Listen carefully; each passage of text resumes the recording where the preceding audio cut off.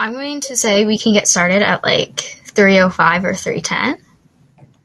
Fantastic. Give people a few minutes. Yeah, I could put music on.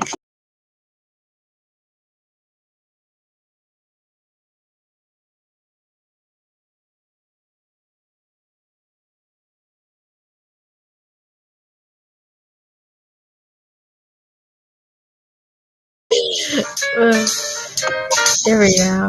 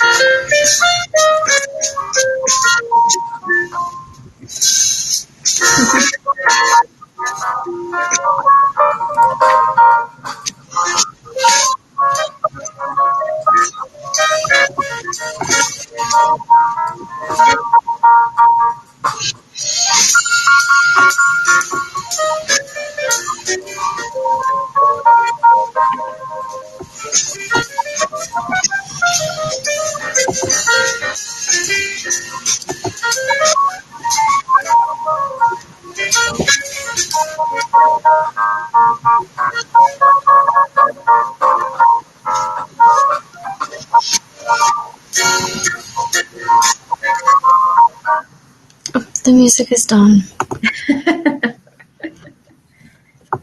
Okay.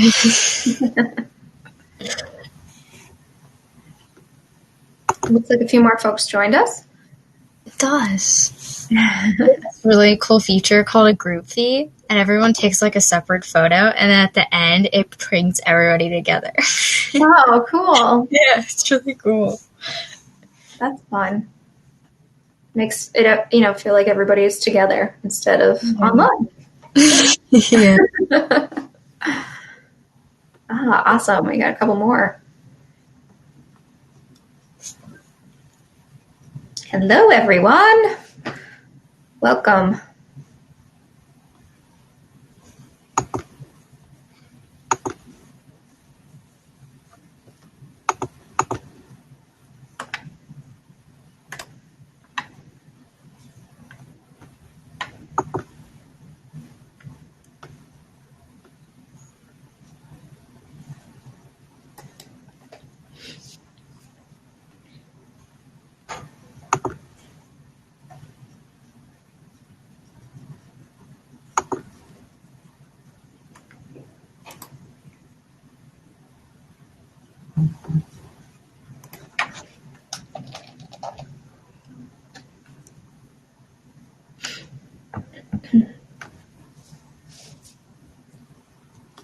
Do you want to get started in 1 minute? Sure. Okay.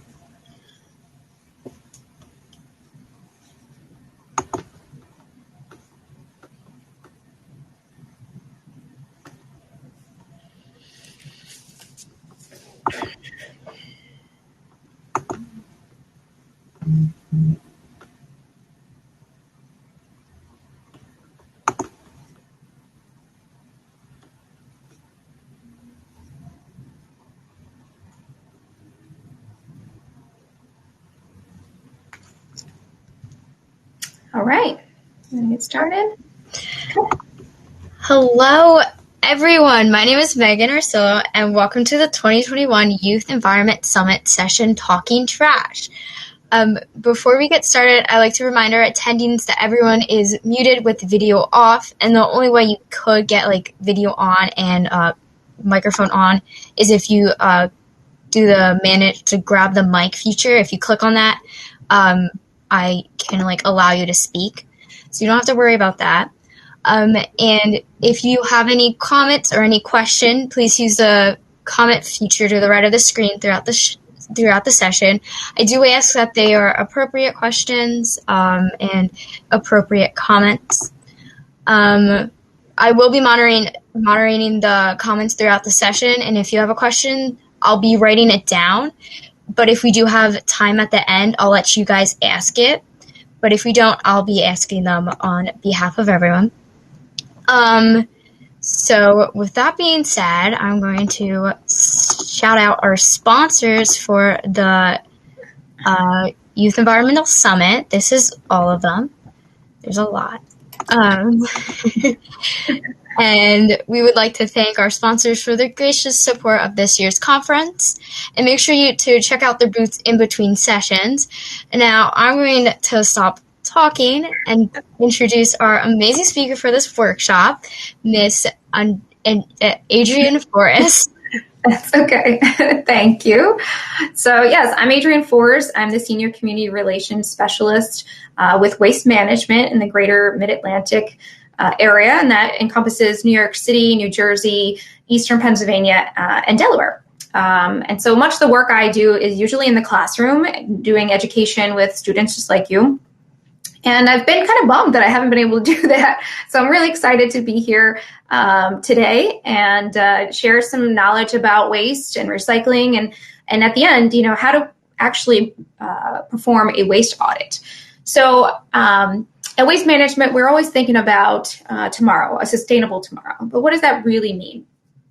Well, we understand that trash is a byproduct of productivity, and it's just not, it's just our job to collect that waste, but also to manage it. So often we're going above and beyond what is expected. We are finding ways, innovative ways to recycle, divert materials like organics, food waste to new facilities. If you get a chance, definitely look up Waste Management's core facility. There's one in New York City and one in Newark, New Jersey.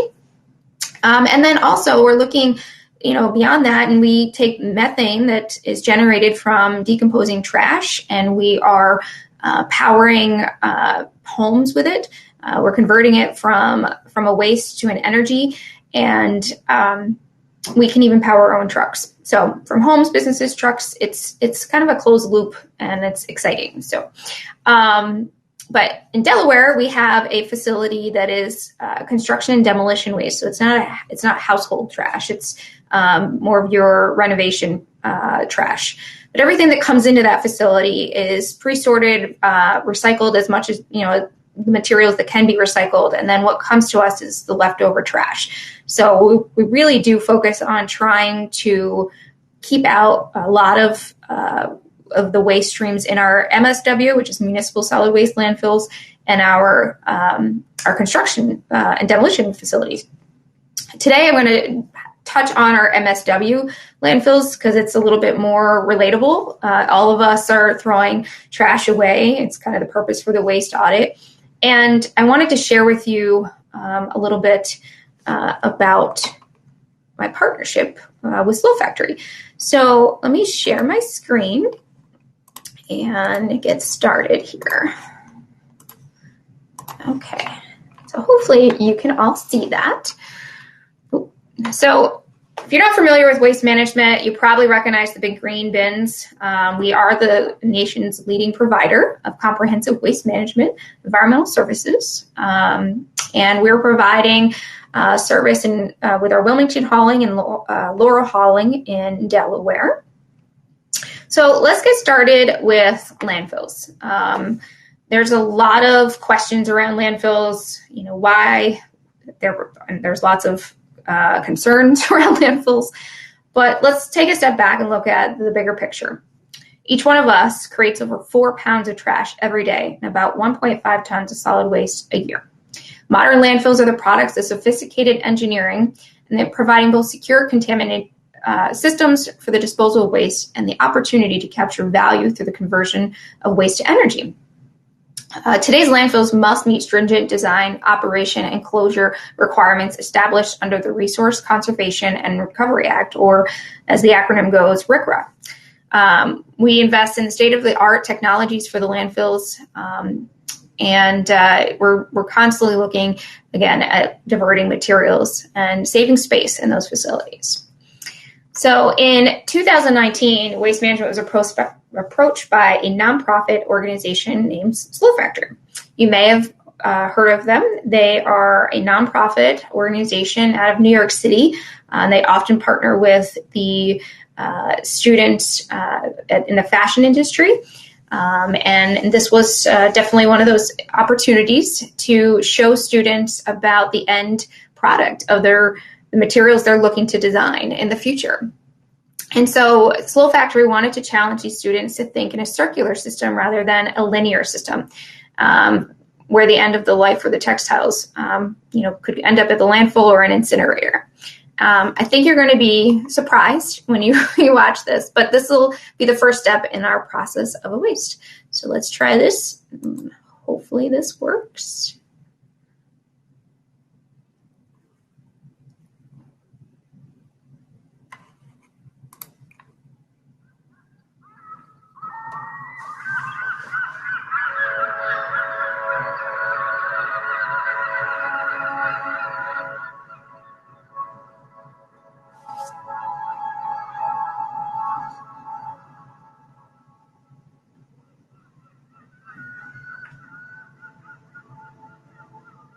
There's almost this taboo of discussing waste, and since I was a kid, I was imagining, where would it go? Where does it go? And the answer is always to the landfill, to the landfill. But no, they don't just go away. There is no away. Where are these things going? Trash, it's a necessary byproduct of our existence.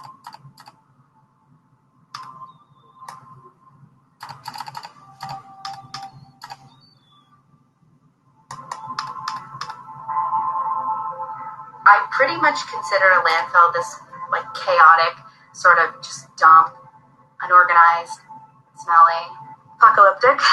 You're walking on piles and mountains, and you recognize. We can't see the video for some odd reason. It's just like the slideshow and then the audio. Oh no. Okay. Can you hear me again? Yeah, we can hear you. Okay, that's what I was trying. I was just messaging to you. I was like, can you hear it? Okay, I'm sorry. Well, that stinks. The video's not playing. Maybe if I try it. Let me try it from. No, it was from the Vimeo. Okay.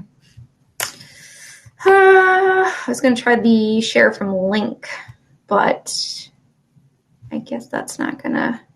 Yes, there is a link to the film. And actually, let me try it this way. I think there was. Let me stop that. Technical difficulties. Sorry. Let's try it this way. Nope. And it's not letting me share. Okay. It's not letting me, so I apologize. Could you find the video on YouTube and then just share your screen that way? Yeah, and I'm going to paste the video in here so you can always go back and look at it. But so the video is actually on Vimeo. It's not on YouTube. Okay. So I guess, was the audio coming through? Yeah, the audio was coming through, but the video wasn't playing. Like, there was no, like, images or video. Okay. All right. Well, I apologize. Well, getting back to that. So the moral of the story, the students came to the landfill in Philadelphia, and what they found was a really astonishing scene. They realized that a lot of the materials that they are using, from Adidas shoes to other clothing items, were at the landfill. And it was eye-opening for them because each one of us throws things away every day and we don't think about, the end result. Where does it go? What happens to it? And so the students ultimately put together this video along with the Slow Factory, expressing that this is a human problem. Like we're all in this together. We're trying to work towards a common goal here, and that's really about reduction. Reduction is the first step for all of us. At the end of the day, if we continue to consume and throw out, we're going to need more landfills. The landfills that we have now are maxing out in space, and what ultimately happens is once they close, the cost will go up for all of us. as materials get shipped farther away, into other states. So when you're thinking about what you're throwing away in your waste audit, or you find what you've thrown away, think about what you could have done instead of using that. So let me share my screen again, and we'll go back to the PowerPoint. Okay, let's do this again. All right, so that was that. So I'm wondering if this will work, but we'll try. So moving to recycling. Recycling is another fan favorite of ours. We are the nation's largest post-consumer recycler. And but one of the things that we have experienced over the last few years is contamination. And I'm sure some of you have heard about wish cycling, but does anybody really know what wish cycling is? And of course, I can't see we're going to pretend, we'll save that question for the end. But let's try this YouTube link. And Megan, please let me know if you can't hear it or see it. I'm enjoying for It's doing the same thing. Propane and plastics bag. It's not recyclable. Only bottles, cans, paper, and cardboard go in the recycle bin. Some recycling programs have over. No, we can only hear the audio. Okay. Well, this is not good. We'll try this link too. We'll try copying it. Where did our... Okay, let's try it with the link.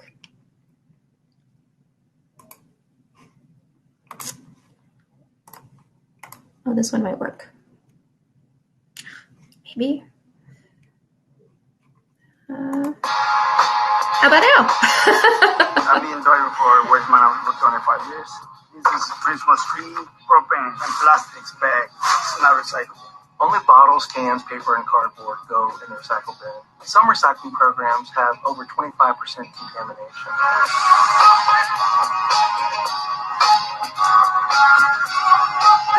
We spend too much time sorting through contamination and not enough time sorting through good material to help the environment. The oddest thing I've seen was a skint deer. I saw a badger dead with his eyes open and terrified. I thought it was going to wake up, so I didn't touch that one. The most common thing I would see contaminated line would be Christmas lights. Water hoses that stop the stars from spinning around. And anytime we get jammed, the whole system shut down. Right now, as you can see, everything is shut down because we have to clean the machines. There's a lot of plastic bags that we get through the system. Grocery bags, bags filled with leaves, that's also get caught up in the stream. Stream cleaning is when we go inside the stream and we take out the unwanted material, old clothing, old shoes, metal material. But when we go inside the stream, you might have a pole sticking out the shaft. We have to pry it out. Or we might have cords that's wrapped around 3 shafts or ropes or chains. And we have to use a tool to get those things out. The tools we have is hook knives, some wire cutters, and some pliers. 6 times a day, we stop the machines to clean for contamination. Well, it would probably take us up to 2 hours to clean the screen out when recycling is not done properly. We try to clean the screen 100% so it can run smooth as possible without causing any jam. Now that I work here at Waste Management, I tell my friend that recycling is really important. If more people would recycle right, we can process more recycling a day.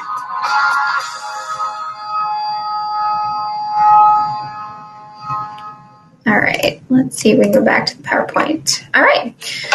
So as you saw in the video, there's a lot of things that come into our waste, our recycling facilities, and a lot of those things are really trash. So contamination is a big problem for us and really across the whole country for a lot of haulers and folks that are trying to process clean recyclables. So when you're looking at your bin of recyclables and your trash, take a look at what you actually are putting in there versus what maybe could, go to another, bin, whether it was trash or recycling. So let's move forward. So why perform a waste audit? Well, by evaluating what you throw away and recycle, you can work towards reducing your waste and committing that to sustainability and certainly recycling right. We want to see everybody doing the right thing. We all want to be a part of something good. And I think if the message can get out there about recycling right and reduction in waste, we're headed for a good place. So if you were in school, I would be at your school talking about this waste audit and asking you to conduct a waste audit. I would have a whole bunch of items for you to go through, and you would have to tell me what to recycle and what not to recycle, and what ultimately is trash. But since we're not in class, we're going to do it from here. So what you would do at home is you conduct your waste audit using items that you generate in your trash. So you would get a trash bin and take a look, and we will actually get that. I forgot to put this in here. So let's start here. So we can't see the slideshow anymore. I think you have to unshare your screen. I am so sorry. You're totally fine. Okay, I wish I would have heard you sooner. Like, let me go back. Oh, gosh. It's definitely new technology, and it's not sharing. Uh-oh.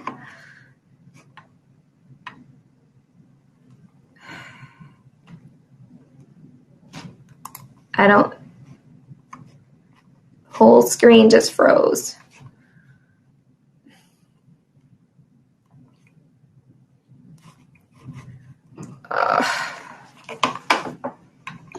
Do you want to send this slideshow to me, and then I can share my screen, and you just tell me to click?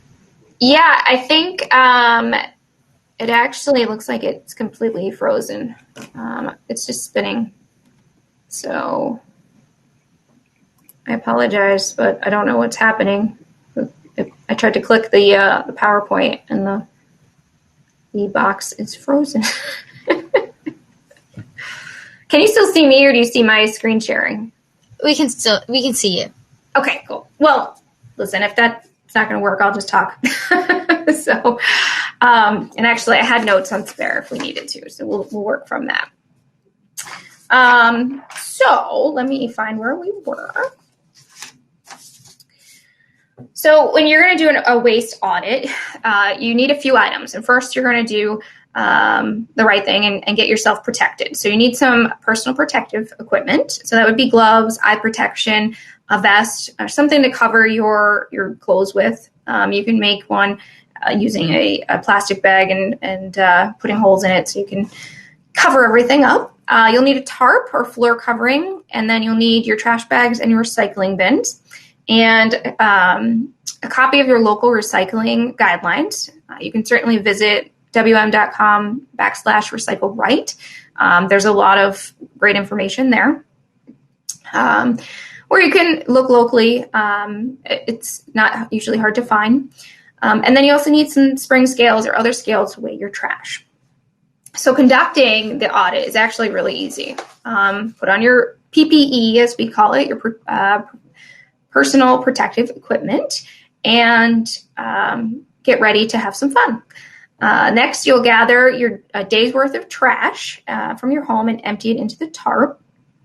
And you'll begin sorting and classifying these items into piles. So your cardboard, your food waste, your plastics, aluminums, glass, everything that you find, you're going to categorize.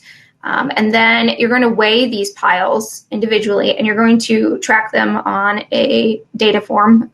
You can just use a piece of paper. You don't have to have an actual form. And when you're done with those findings and those numbers, you just clean up. Put the non-recyclables where they go, and anything that could be composted, certainly put in the compost bin. And then lastly, you're going to analyze your data. You're going to graph those findings and start formulating an action plan. What could you do better? What items are you finding that you realize, maybe the Ziploc baggies are not something you need to use every day, and maybe you could use a reusable container. Minimizing those little things can really go a long way. Let me see where we're at. So I had a resources slide so I could show you, but I apologize because I can't get it to show up on here, still frozen. So let's go back to wish cycling. Does everybody know what wish cycling is? I don't know if anybody messaged in the chat. Nope. Okay. So wish cycling is wishing something is recyclable and putting it in your curbside bin. So let's say you have some plastic items that maybe they were leftover toys from your childhood, and you think, well, it's plastic, let's throw it in there. It doesn't belong in there because most recyclers are recycling plastics 1 through 7. And if it doesn't have the 1 through 7 on it, it definitely doesn't go in there. Secondly, your curbside bin, you want to be mindful of the items that your hauler collects, because some items don't actually melt down the same way. Like number 5 containers, for instance, those would be your strawberry containers, but they're also your yogurt containers. And strawberry containers are actually something we don't want you to put in your bin, but you'll say, well, it's got a number 5 chasing arrow on it, and why not? It's not going to melt the same as the yogurt containers. So it's really important to take a look at your guidelines for your area before you start putting things in. Plastic silverware is another one of those things that we often find people throwing in their bins because I think it's plastic. As you would have seen on the video, we get a lot of things like tanglers, which would be Christmas lights and different hoses and stuff like that. We also get bowling balls. For some reason, folks think bowling balls are recyclable. And if you put a bag full of your recycling, put your recycling in a bag and you throw it in the bin, that now has contaminated the entire load of recycling. So when that gets to the working face for the recycling center, we have people that are literally taking that whole bag and now throwing that away because we don't know what's in there. All right, so there's a question here. Okay, shaving cream cans. So we can, yes, you can put those in. And another thing you can do is keep your lids on your plastic bottles. So your milk jugs and your, if you're using water bottles, you can keep those on. So you can't recycle strawberry containers? No, unfortunately, not in the single stream bin, your curbside bin. So, let's see here, blockchain, recycling, I don't know that one question up there, but that's okay. So, if you get a chance, I apologize that our technology is not working, and this is frozen for me, but if you get a chance, definitely look up waste management on YouTube. There's hundreds of videos around contamination and the do's and don'ts of recycling. And for teachers, there's actually a curriculum, a K through 12 curriculum that's on there that you can use in your classrooms. So we're really excited to share our expertise in recycling and allow you to bring it home to your students. So what's this one say? It seems the recycling machines and processes should match the products. I'm sorry, not coming through. Match the products that are sold. So who's responsible for that?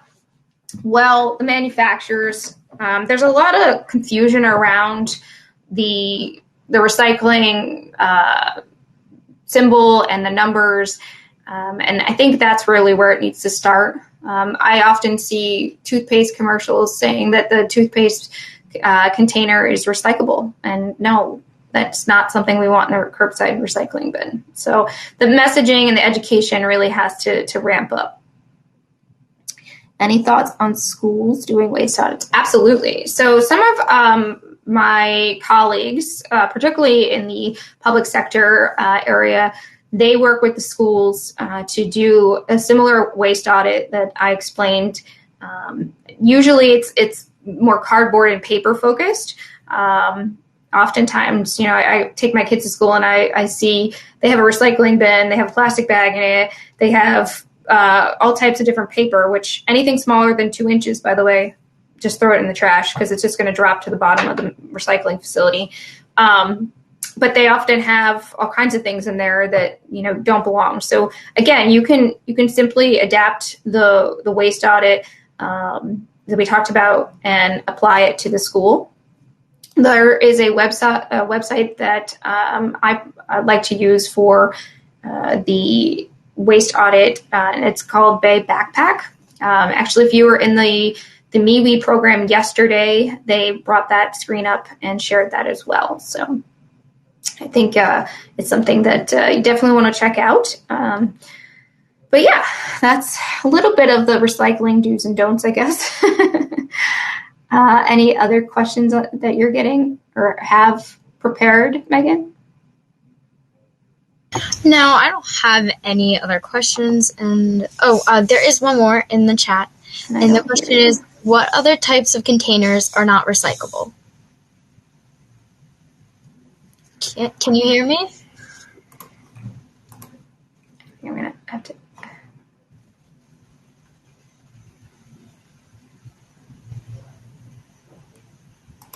Okay. I don't see Megan, but can you hear plastic me? Whether types of containers are not recyclable. Really anything that's, plastics 1 through 7 is what we want to see in the curbside bins. Again, sometimes we'll see people put metal in there, unless it's a tin can or aluminum can. It really doesn't belong in there. Frozen food boxes. So here's the thing with boxed goods. If you tear the paper or tear the box and it rips and it's fibrous, similar to like the cardboard idea when you rip it and what it looks like, then that's recyclable. If it doesn't rip that way, it's not worth putting in the recycling bin. Doesn't seem like much in the household can be recyclable. Most ends up in the trash anyways. No, there's actually a lot of things. I think it's about making more conscious decisions on what you're buying and how you're purchasing. When you're going to the grocery store to buy fruits and vegetables, don't put them in those plastic bags. Take a bag that is a reusable bag and bring them home that way. You're, again, with fruits and vegetables and food waste, I mean, if you have a composting facility near your house, or you just have a composter at your house to do it at home, certainly encourage that behavior.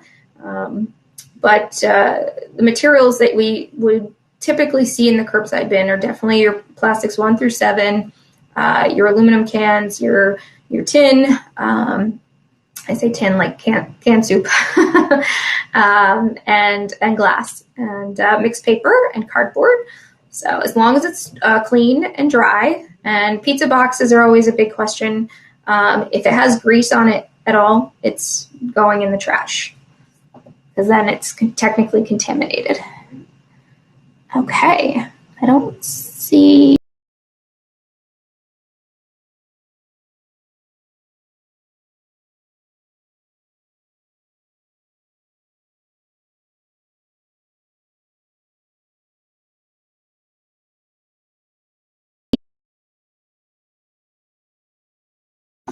I don't know if she just left for everybody else on her screen. She left for mine.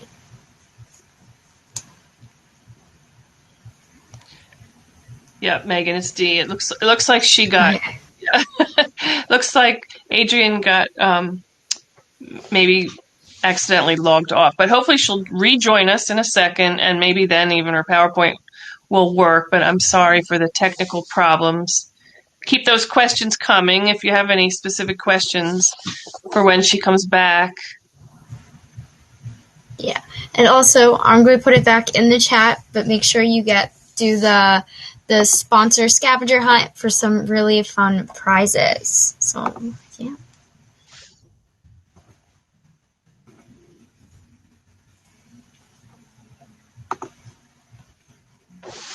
I was surprised, I don't know if anyone else was, that she said, I've never heard this before, honestly. She said nothing less than 2 inches in your recycle bin. So that's okay. A good, there she is. Let's try that. I'm so sorry. I don't know. No, you're good. We thought you'd be back. I wasn't sure if you could hear me anymore. I felt like I was just talking. We could hear you, but apparently you were having trouble connecting. So I don't know if you can see the most recent questions. Let me see here.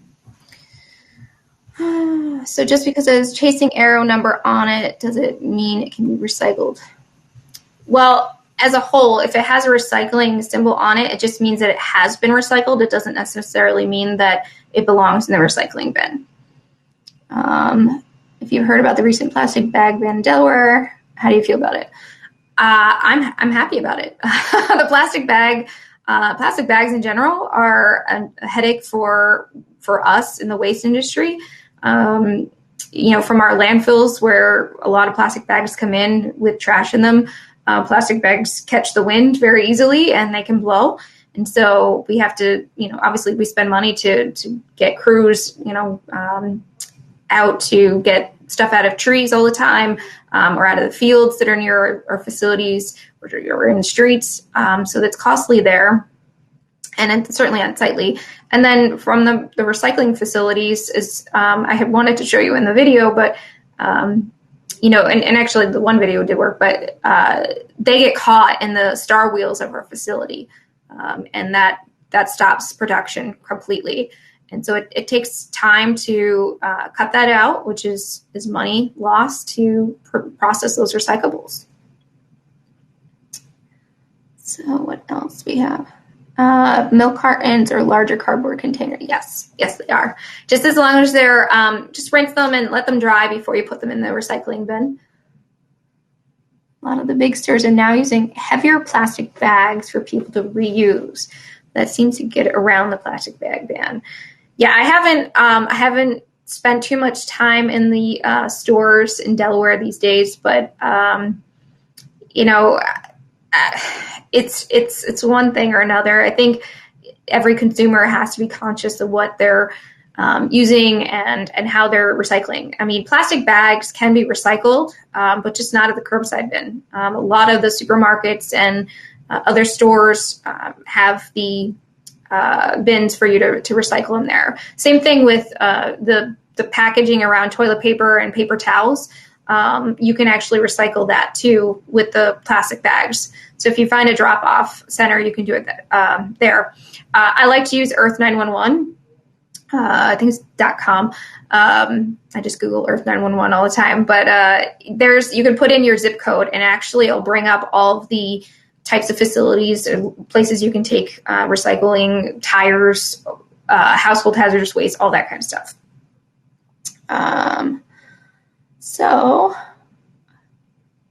Okay, I see Dee's sharing. That's good. You want to see if sharing your screen will work now? Yeah, we can try it. Actually, I really would love to see the other video work, because that one is really exciting. Okay, can you see it? Yeah, we can see it. You're okay. All right, so let's just go back so you can see this a little bit more. So some of the things you really need to think about is, should you be recycling more items when you're doing this waste audit? Looking to improve your method by which you are recycling. This picture here actually is when the Slow factory came to visit us. It's pretty cool. Again, as I mentioned, if you're ever, wondering what you can and can't recycle, recycle right, later. Here's the 5-step process of conducting the audit, which is what I wanted to show you earlier. And so it's pretty easy, and it's pretty cool to see at the end, how much you're actually throwing away that could be recycled. And I can provide the slides later if you would like, Megan. So once you do the waste audit, ask yourself, did you find any items that you could have recycled or composted or just simply reused instead of throwing away? And what could you do better? What are your opportunities from those findings? One thing I like to see when I do this at the school is the class really will brainstorm ideas and how they can redirect items that they are throwing away or items that they are recycling that they didn't realize, maybe it should be separated individually. So here's the resources. It's that Bay Backpack website that I had mentioned. It's a really great website. It has a lot of great tools. So I highly recommend it for teachers and students to check out. And that was it. But I don't know if you want, I can try to share the other video again and see if it'll work. Can you hear me? Yeah. Sorry. Yeah, you can try again if you want to. I could even try on my end to see if it works. Okay, let's just try. Okay, let's try it again. Just let me know if you don't see it again. I'll just let it play.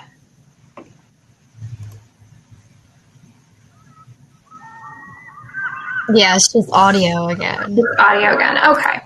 Well, I did put, I'll put it in again, the Vimeo link. Take a look at it. Or if anything, you can always just Google search the landfills as museum. It's a really great piece. I really got empowered afterwards. I mean, I've been doing this for 16 years, and it's really exciting to see when students like yourselves are taking action and looking at ways that really help us. As I mentioned before, we're managing the waste that we're all, producing, but there's definitely better things that we could be doing with some of the materials.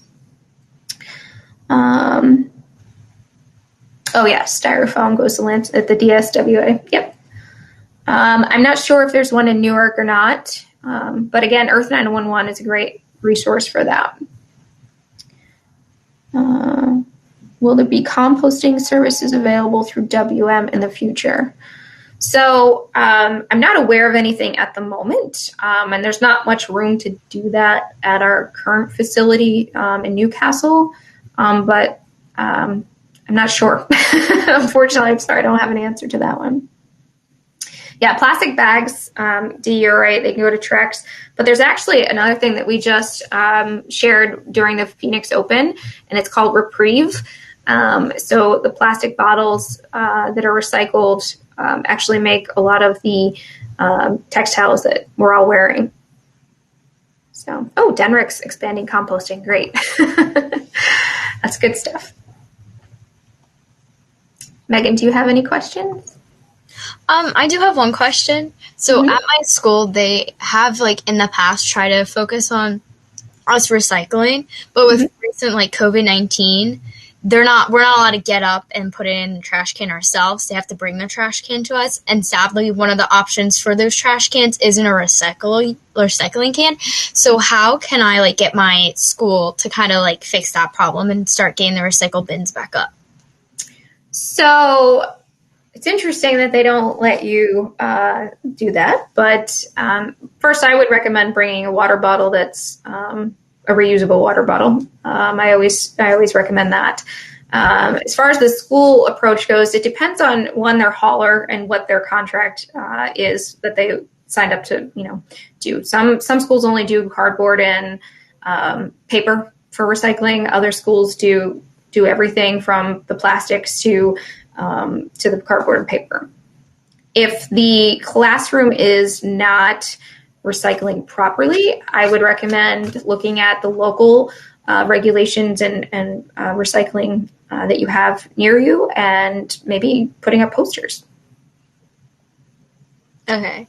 Yeah, because I remember they started before COVID, they were big on recycling and stuff like that, to the point where they wouldn't let the kids buying lunch have a tray at all. They would have to carry their stuff. So yeah, I was really disappointed to kind of see the recycle bins go away when I got back to school. Yeah, and like I said, it's there's a lot of that happening. You can go to the store and you see you can't even refill your water bottle at a fountain. There's a lot of unknowns right now, but I think it'll all come back around. I would definitely utilize some of the resources that I shared today to educate, and maybe it's something you could talk to your principal about and see if there's a way, maybe when you're going to your next class, there's a place that you can all throw it in and you don't have to be next to one another. So COVID hasn't changed the recycling. No, ours hasn't really changed here in Pennsylvania either. But it just, I see with some of the schools, mostly because nobody's really in school, a lot of them are hybrid or virtual. So they've cut back on a lot of those programs. State of Washington requires composting and is part of the waste management services. Oh, yeah, it's different everywhere across the country with waste management. If the composting is available, I've worked all over the country, so different states have different programs. Build-a-thon.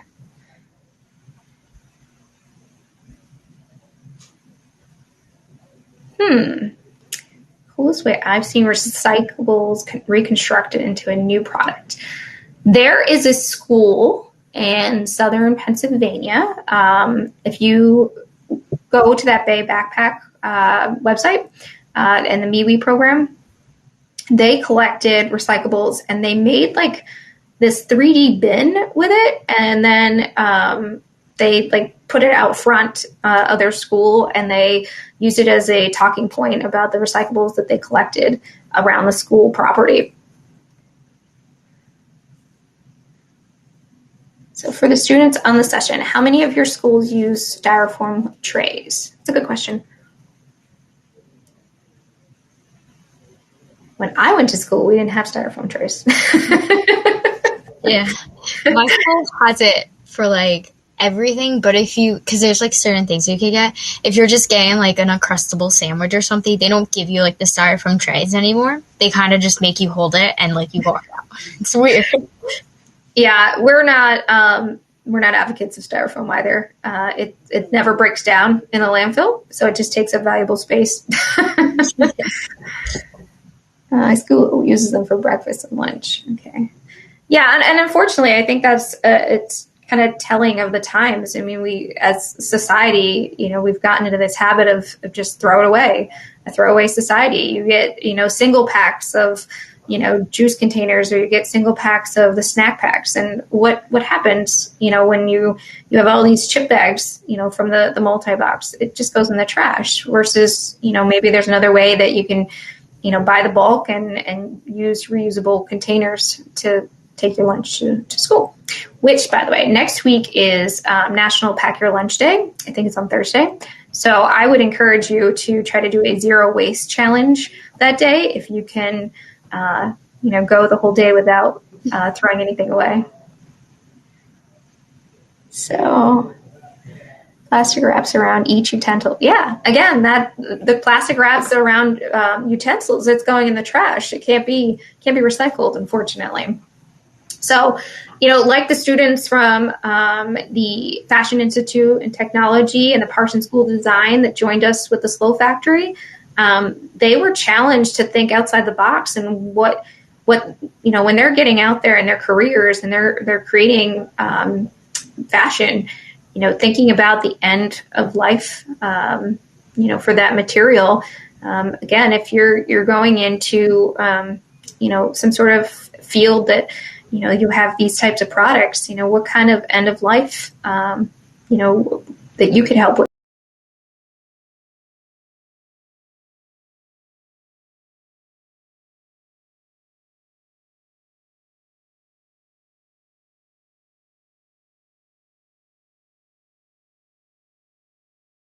Small. Well, a lot of places, junkyards will usually actually take them for scrap metal and try to, resell them for the metal cost. In our MSW landfills, we can take white goods. So that's usually those types of appliances. Anything that has Freon in it, we can't take. Let me back up.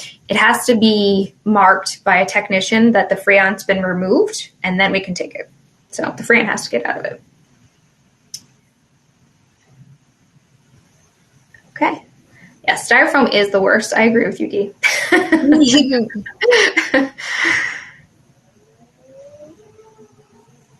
So I apologize again that the videos were not working and my stuff all froze, but I'd be happy to talk to anybody offline. And if you do have questions or would like to chat further, you can always message us, the DRPI landfill Facebook page. I manage that, so you'll get me. Or if you wrote down my email, certainly feel free to message me and there. And I'll put my email here in this again.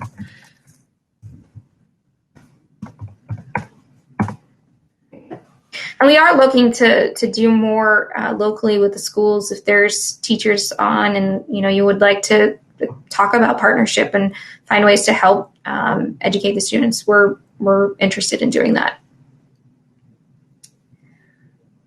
Thank you, Dee, for having me. Are there any questions?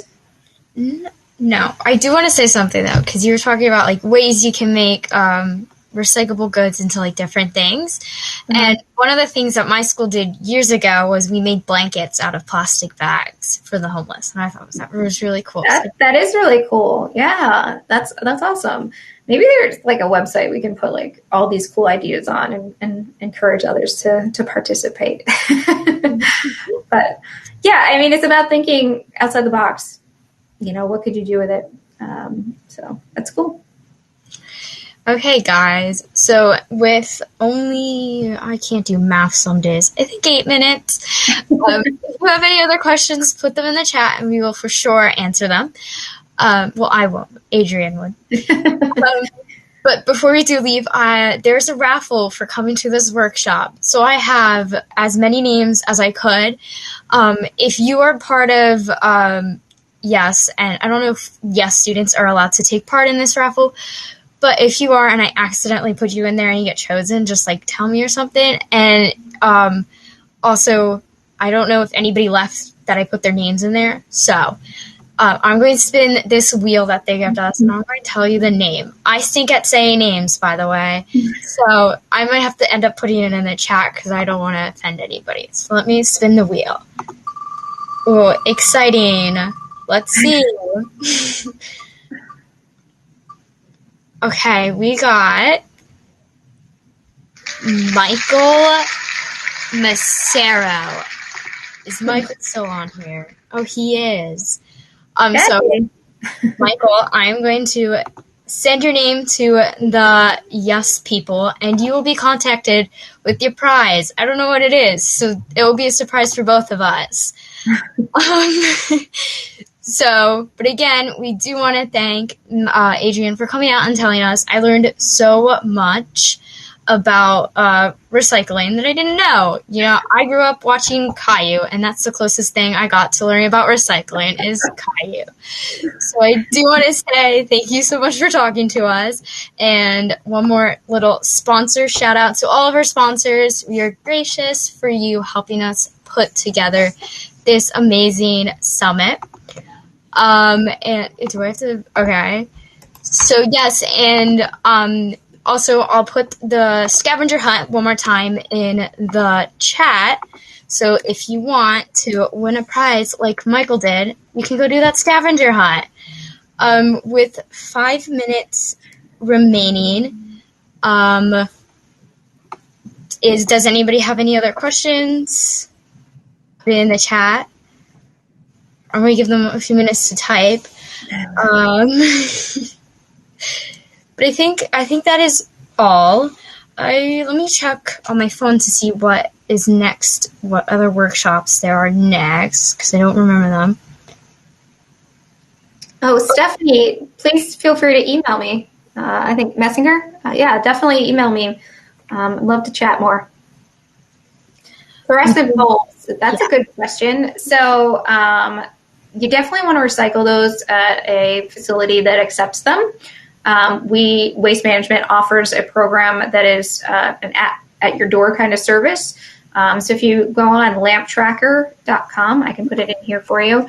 You can actually, they send you the box and you put your light bulbs. You can buy battery boxes on there, and it has the label and everything. So you don't even have to leave your house. You can just do it from there. Let me put that on here for you. you go. What? I'm not sure. PAYT programs do you work with? What? I'm not sure what that is. Oh, pay as you throw. Okay, I'm sorry.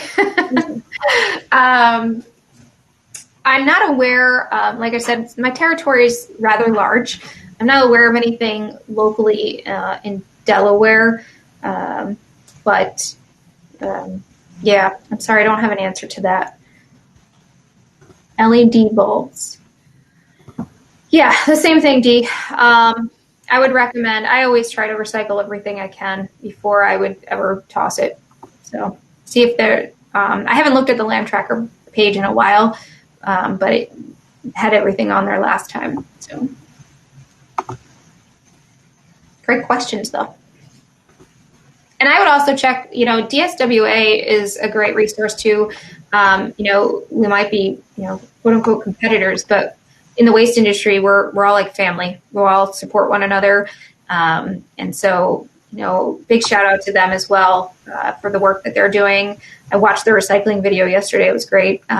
So you can always reach out to those folks as well and see what programs they have available for your communities as well.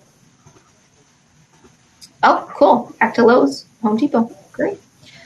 Yeah, I'm not aware of that one, but that's fantastic. Okay, so we are going to wrap up now. For everyone to get ready for the next workshops, I'm going to tell you the workshops because I want to. So there is a workshop on diving into climate justice and activism at 4:15, so that's going to start soon. And then there's another one with Representative Matt Meyer and Representative Stephen Hasen. I probably said her name wrong. Called Turn Passion into Power, and it's all about youth advocacy. So if you want to go check that one out, that's also at 4:15. And then the last one at 4, that starts at 4:15, is called Schools for Climate Action. And if you want to go check those out, that starts at 4:15. So at this time, I would like to again thank Adrian for coming to talk to us, and again, all of our sponsors. And I also want to thank all the students or adults or attendees for coming and checking out this workshop. It was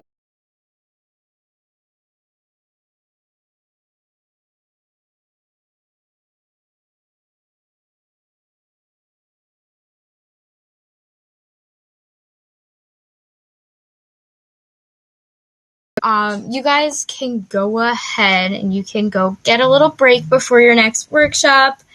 I don't think I can turn the session off, but you guys can go. I won't feel bad if you leave me. It's fine. So, yeah, and I hope everyone has a fantastic week and have a good time at the Youth Environmental Summit for for tomorrow and today. So bye, guys. All right, Dan, I don't know if I can turn off the